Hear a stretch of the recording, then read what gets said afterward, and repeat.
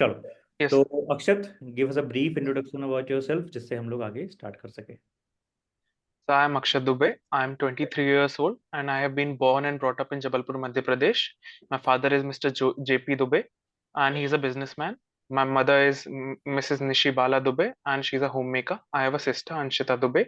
I have completed my schooling from Kendriya Vidyalaya GCF number 1 Jabalpur, and I have completed my graduation in Bachelor's of Technology in Electronics and Instrumentation Engineering from Sri Govindram Siksari Institute of Technology and Science, Indore. And my hobbies are writing, songwriting, and rapping.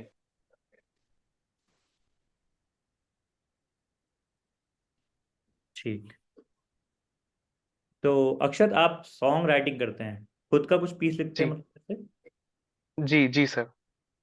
अच्छा, तो recent में आपने अपना खुद का भी कुछ लिखा है मतलब? सर मैं लिखता रहता हूँ। लास्ट रिलीज लेकिन 2 साल पहले किया था सर, 2022 में। रिलीज का मतलब कोई एक प्लेटफॉर्म कुछ वैसा प्रॉपर रिलीज करते हैं क्या? Proper release sir, Spotify, Amazon music, YouTube, सब जगह पर। अच्छा, उस पर डालते हैं फिर अपना म्यूजिक आप? जी सर, जी जी। ठीक है, तो कोई अपना पीस हमको सुनाइए कोई ब्रीफ में। जी सर, सर मैंने ये मेरी बहन के लिए लिखा था, तो हम्म। इसकी मैं कुछ लाइन आपको सुनाता हूँ कि खौफ को भी खौफ होता सच्चे इरादों से, मजबूत डोर बनती मजबूत धागों से, गंगा मां निकलती जैसे स्वयंभू के बालों से, साथ टेरे खड़ा वो तो डरना क्या है बातों से,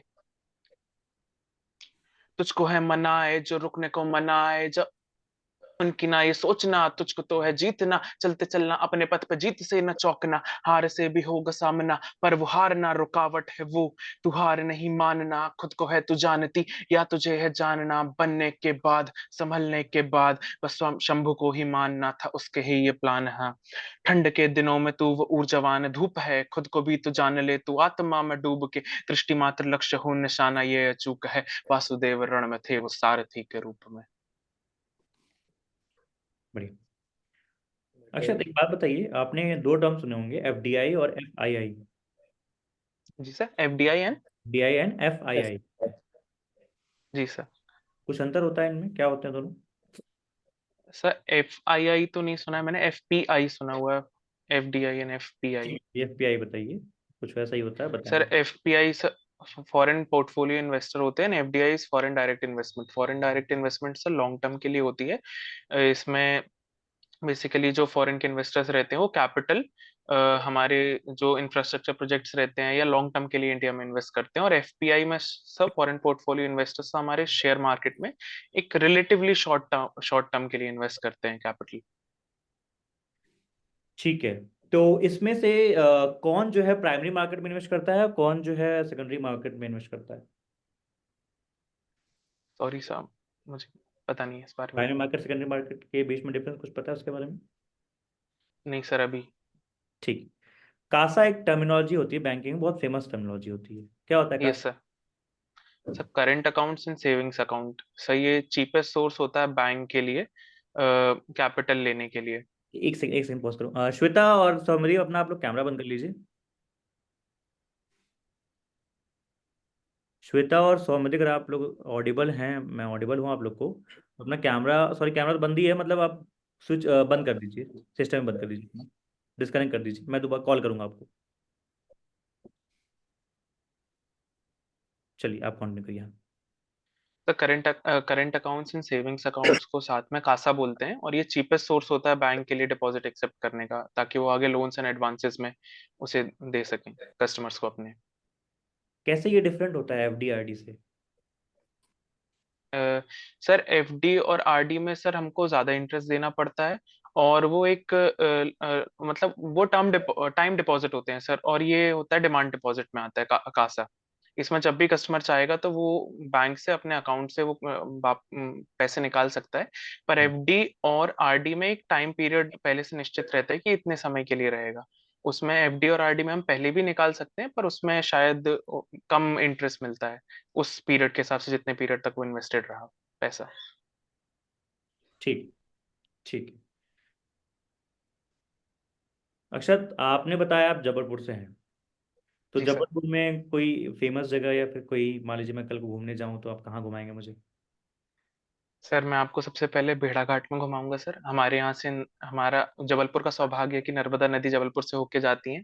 और अच्छा। उससे भी अच्छी बात यह है कि संगमरमर की वादियों, अच्छा। मार्बल सिटी भी कहते हैं जबलपुर को, तो संगमरमर की वादियों के बीच से नर्मदा नदी बहती है और वहां बोटिंग करते हैं, उसे भेड़ाघाट बोलते हैं। और उससे जब हम थोड़ा सा आगे जाते हैं तो वहाँ धुआंधार वाटरफॉल आता है।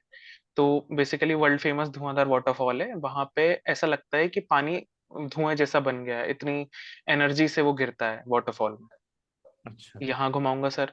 उसके बाद बहुत सारे नेचर पार्क्स भी हैं जबलपुर के आसपास। अच्छा। अच्छा। अच्छा।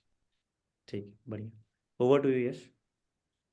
अक्षत, आपने बीटेक किया है, जी सर। इंजीनियर। जी तो सर। सबका मेन डाउट यही होगा कि आप इंजीनियरिंग से बैंकिंग, डिफरेंट फील्ड भी है और एक काइंड ऑफ आप कॉमर्स वाले की जगह ले रहे हैं।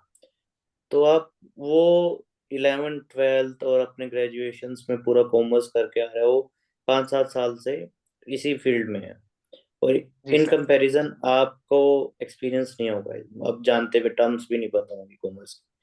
तो आपको क्यों प्रेफर करें in place of that commerce guy? Sir sir इसके लिए बोलना चाहूंगा कि सर 11th 12th से हमको एक बहुत कॉम्पिटिटिव माहौल मिलता है। तो उसमें सब प्रेशर हैंडलिंग स्किल्स बहुत अच्छी हो जाती हैं। उसके बाद जब हम कॉलेज में जाते हैं तो एक्स्ट्रा कई सारी एक्स्ट्रा करिकुलर एक्टिविटीज रहती हैं। जैसे हमारे यहाँ ई सेल करके क्लब होता था, एंटरप्रेन्योर सेल, वहाँ पे मैं सब मार्केटिंग हेड रहा हूँ। तो मैंने कई सारी लोगों से बात करी है, 1 to 1 इंटरेक्शन रहा है, तो मेरा लोगों के साथ बात करने का एक वो डेवलप हो गया है, ये भी चीज़ है। और सर रही बात कॉमर्स की अलग अलग टर्म्स की, तो सर मैं यहाँ पर अभी सीख रहा हूँ। और भी जितनी भी चीजें रहेंगी मैं और अच्छे से सीख लूंगा सर, क्योंकि मैं एज अ साइंस ग्रेजुएट, हम लोग जल्दी सीख लेते हैं सर। और इसके लिए एक चीज और बोलना चाहूंगा सर मैं कि अभी गवर्नमेंट बहुत ज्यादा पुश कर रही है मैन्युफैक्चरिंग के लिए, और स्पेशली इलेक्ट्रॉनिक्स मैन्युफैक्चरिंग में, जिसमें सेमीकंडक्टर मैन्युफैक्चरिंग बहुत इंपॉर्टेंट होती है। और सर मेरा जो ग्रेजुएशन है वो मेनली सेमीकंडक्टर का मैन्युफैक्चरिंग और उसके एप्लीकेशन के बेस पे है। तो सर जितनी भी अभी कोई जैसे माइक्रोन टेक्नोलॉजीज गुजरात में इन्वेस्ट करने वाली है, अभी एक इसराइल की बहुत बड़ी कंपनी ने भी इंडिया में इन्वेस्ट करने के लिए आगे प्रपोजल रखा है गवर्नमेंट ऑफ इंडिया के सामने। तो जब ये कंपनी स्टैब्लिश होंगी सर, तो इनके साथ साथ और छोटी छोटी कंपनी जो स्पेयर पार्ट्स या फिर रॉ मटेरियल्स करेंगी, तो उनको सर जब कैपिटल की नीड आएगी तो बैंक के पास आएंगे। तो सर वहां पे मेरी एक्सपर्टीज काम आ सकती है सर। तो इंडिया ने एमएसएमई की एक डेफिनेशन दे रखी है, जी ठीक है, सर। बेस्ड ऑन 2 फैक्टर्स, वो आपको पता है? जी सर। सर बताइए। Investment and turnover.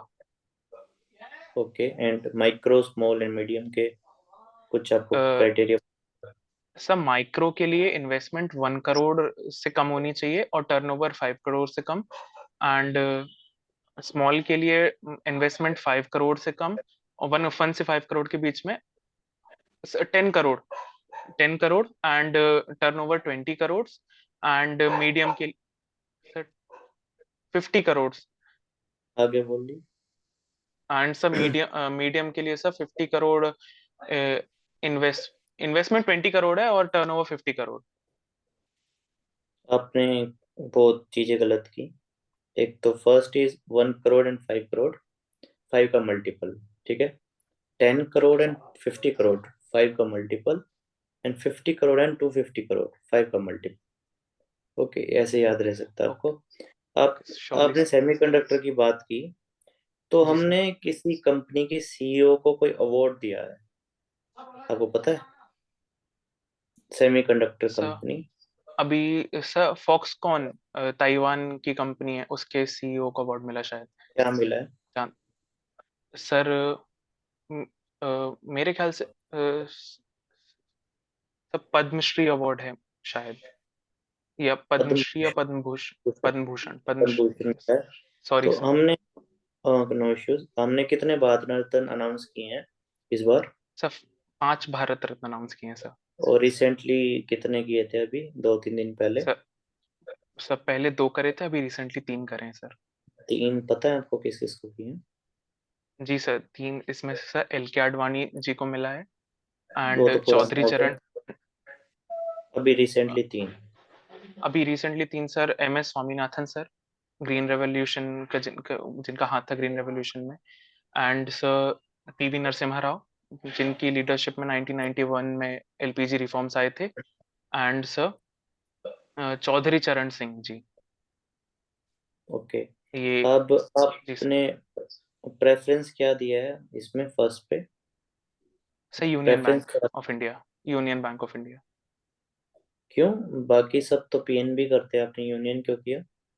Sir actually मेरा 12 साल से भी ज्यादा यूनियन बैंक के साथ अकाउंट रहा है, क्योंकि हम मैं केवी से था।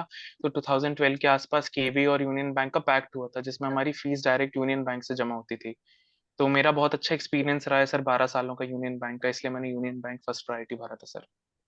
Okay, and who is heading Union Bank? Sir Union Bank के करंट हेड अभी मुझे याद नहीं, sorry sir. Okay, and headquarter, you know sir headquarter? Mumbai में है सर, मुंबई में है sir. Okay, miss Shrimati A Manimekalai is heading this Union Bank. Okay, what you liked thank about you sir. Union Bank? आप 12 साल से उसके बैंकिंग कर रहे हैं।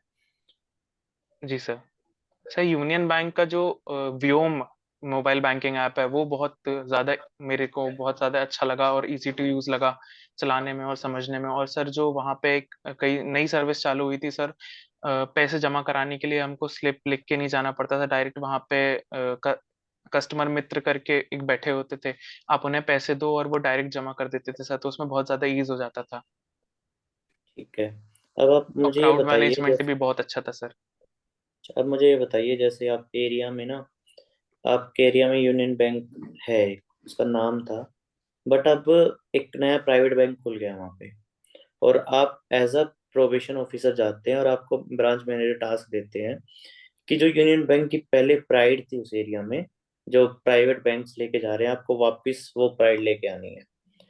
तो आप कैसे, वो क्या स्टेप्स करेंगे, कुछ कैसे क्या वापस वो प्राइड लेके आएंगे? तो सबसे पहले सर इसमें हम जो कर सकते हैं सर, जो आजकल ऑटो के थ्रू, जो जिसमें लाउड स्पीकर लगा के जो बैंक की योजनाएं हैं उसे उस एरिया में उसके थ्रू फैला सकते हैं कि बैंक ने ये सर्विसेज दे रहे हैं, ये योजनाएं दे रहे हैं, इतने ब्याज दर पे दे रहे हैं। और सर जो अभी कस्टमर्स हैं हमारे, सर सबसे पहले तो स्टाफ और इंक्लूडिंग मी सर, उनसे एक रिलेशनशिप डेवलप करने की कोशिश करेंगे, जिसमें सबसे पहले सर किसी को भी सर या मैम की बजाय उनके नाम से बोलना ज्यादा बेटर होता है, तो उससे एक रिलेशनशिप की स्टार्ट होती है।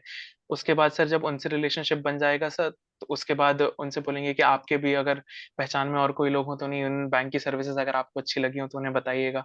ऐसे करके सर आगे बढ़ा सकते हैं। अक्षत, मैंने बोला कि यूनियन बैंक की एक प्राइड थी पहले, जी सर। तो लाउड स्पीकर वगैरह की रिक्वायरमेंट नहीं है। ये लोग यूनियन को जानते हैं, बट कुछ रीजन से वो प्राइवेट की तरफ जा रहे थे, वो जी रीजंस सर। जानने हैं, वो रीजंस निकालने पड़ेंगे आपको। क्या कस्टमर सर्विस हो सकता है, या फिर आप उनका रिस्पेक्ट नहीं देते, या फिर आप बोल सकते हो कि आप उनका काम डिले करते हैं, टाइमली वर्क नहीं होता।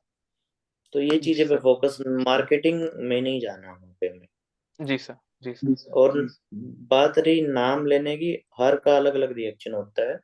अगर मैं आपको अक्षत बोल रहा हूँ, आपको अच्छा लगेगा, बट कोई ओल्डर होगा, जैसे विजय सर होंगे, तो आप, कोई ओल्डर होगा उनको विजय बोल के आप नाम से नहीं बुला सकते। नो सर, मैं बोल रहा था सर कि अक्षत सर या विजय सर, पूरा नाम सर के साथ सर, तो नहीं, उससे आपने सर एक वगैरह सर। नहीं बोला, आपने नाम नाम बोला। ठीक है। सॉरी सर, मैं कन्वे तो नहीं कर पाया हाँ, उतने अच्छे से, मैं हाँ, माफी चाहता हूँ। तो आपको थोड़ा, मतलब आपको वापस वो रिस्पेक्ट, जो प्राइड थी कि उनके पास कि मैं यूनियन के अंदर खाता खोल के बैठा हूँ, वो लानी पड़ेगी आपको। ठीक है। वो जी सर। ऑटो में लाउड स्पीकर पे रख के बार बार, उससे नहीं हो, उन उससे वो और चिढ़ जाएंगे, जो घर में बूढ़े वगैरह सो रहे होते हैं ना दोपहर में, और लाउड स्पीकर उनके घर के बाहर से गुजरता है, वो तो और चिढ़ जाते हैं। इरिटेट जी होते हैं। सर। तो बस इतना ही है मेरे लिए। विजय सर, आपको कुछ पूछना हो तो? नहीं अक्षत, तो वी आर ठीक है, आपका इंटरव्यू ठीक लगा हमको काफ़ी। आप अपनी हॉबी के लेके भी काफ़ी अच्छे आपने तरीके से रिप्रेजेंट किया। नॉलेज भी आपके पॉइंट पे अच्छी थी। बीटेक से बैंकिंग का जो आपने बताया कि कैसे आप उसको मैनेज करोगे, वो पॉइंट्स भी ठीक लगे। एंड नॉलेज में भर आपने बताया, थोड़ा सा एक दो पॉइंट थोड़ा और अपनी जो करंट या फिर जो न्यूज़ वगैरह है उस पर अच्छे से ब्रशअप कर लेना। और बाकी ठीक था। बाकी मुझे तो ठीक लगा इंटरव्यू, ओवरऑल सब कुछ सही था। यश, कुछ रिव्यू? हाँ, एक तो आपको बैंकिंग अवेयरनेस थोड़ा अपना अच्छे से करना पड़ेगा। जी स्टैटिक सर, बैंक की समझ। मैंने एक बार ठीक है। कंप्लीट कर लिया सर, उसका रिवीजन बचा हुआ है, हाँ इसलिए उसकी दिक्कत आ रही है। हाँ हाँ, कोई नहीं, वो हो जाएगा। आप करंट अफेयर्स पे अच्छी पकड़ है आपकी। ठीक है। जी सर। आपने ना, एक चीज मुझे वो अलग लगी, जब वो मतलब आपने जब स्विच का बोला ना कि इलेक्ट, तो आप इंडस्ट्री के लिए चले गए। तब बैंकिंग सिर्फ इंडस्ट्री को लोन देता है, बट बैंकिंग का मेन काम है पर्सनल जो रिटेल्स है। तो आप जी सर। रिटेल सेक्टर घुसाओ, उसमें कुछ रिटेल का चीजें घुसाओ। ठीक है। रिटेल, आप जी वहां सर। पे आपको सीधा वो एमएसएमई या गोल्ड लोन ये नहीं देंगे, आपको SME। रिटेल पे कैशियर पे बिठाएंगे, अकाउंट खोलना सिखाएंगे, तो आपको उन चीजों पे भी फोकस करना पड़ेगा। जैसे तुमने जी वो सर। सब पॉइंट जो बताए थे कि जैसे मैंने कॉलेज में ये किया है, मैं इसी में था, तो वो उसको ऐड ऑन करेगा कि ठीक है मैं मैनेज कर लूंगा, ब्रांच में अचानक से कस्टमर बहुत आ गए तो भी मैं देख लूंगा, 20 लोग हैंडल हैं, एम्प्लॉय कोई ज़्यादा नहीं है, अकेले आज ही तुम हो या फिर एक साथ में और एम्प्लॉय है तो कैसे मैनेजमेंट करोगे। ठीक है। तुम्हारी जो नॉलेज है बीटेक वाली वो तो एक सेगमेंट में जैसे यश ने बताई वैसे काम में आएगी, कि तुम अगर किसी एसएमई ब्रांच में कभी पोस्टेड हुए तो वहां पे कोई वो भी लोन आया गुजरात वगैरह में तो होगा, बहुत एक स्पेसिफिक एरिया में चले गए। ओवरऑल ब्रॉड व्यू दोगे तो हमेशा अच्छा रहेगा। ठीक है। बाकी ओवरऑल जी अक्षर सर। Very good. कुछ और रिव्यू या क्वेश्चन होगा तो कॉल पे हम लोग कनेक्ट कर लेंगे। ठीक है। जी सर। सर, बेस्ट ऑफ इसमें बस लक। इलेक्ट्रॉनिक्स इलेक्ट्रॉनिक्स से उसके लिए और क्या बेटर बोल सकता हूँ फिर सर, रिटेल को भी इकट्ठा करके, जैसा सर ने बोला कि उसमें रिटेल को इंक्लूड कर लो। देखो आप ये बोल सकते हैं सर, बैंक का जो सर्वर्स वगैरह है, मतलब जो भी जैसे इंटरफेसेस वगैरह वो टेक्निकल्स होते हैं। ठीक है, जी मेरी सर। बीटेक वो हेल्प करेगी कि मैंने बहुत टेक्निकल थिंग्स हैंडल की है। हम जैसे फर्स्ट ईयर में हम सब सीखते हैं, C++ वगैरह सब सीखते हैं। ठीक है। तो जो सॉफ्टवेयर्स वगैरह होते हैं इनको मैं अच्छे से हैंडल कर पाऊंगा। इन केस कुछ इश्यू आता है तो मुझे पता है कि क्या कर सकते हैं, मेरी बीटेक इसमें हेल्प करेगी। सेकेंडली कि जैसे कोई भी रिटेल का वो आ गया कस्टमर, तो क्या होता है कि जैसे एजुकेशन लोन आ गया, हमें पता है कि बीटेक वगैरह में क्या रिक्वायरमेंट्स होती हैं। तो आप ये सेक्टर भी आप लोन वाला सेक्टर बता सकते हैं, किसी ने उनको एक थोड़ा यूनिक मिल जाएगा। जी सर। आप ओके सर। 12 साल से बैंकिंग कर रहे हैं तो आपको पता है कि कस्टमर की एक्सपेक्टेशन क्या है। जी सर। बस यही थोड़ा बहुत। ठीक। ओके।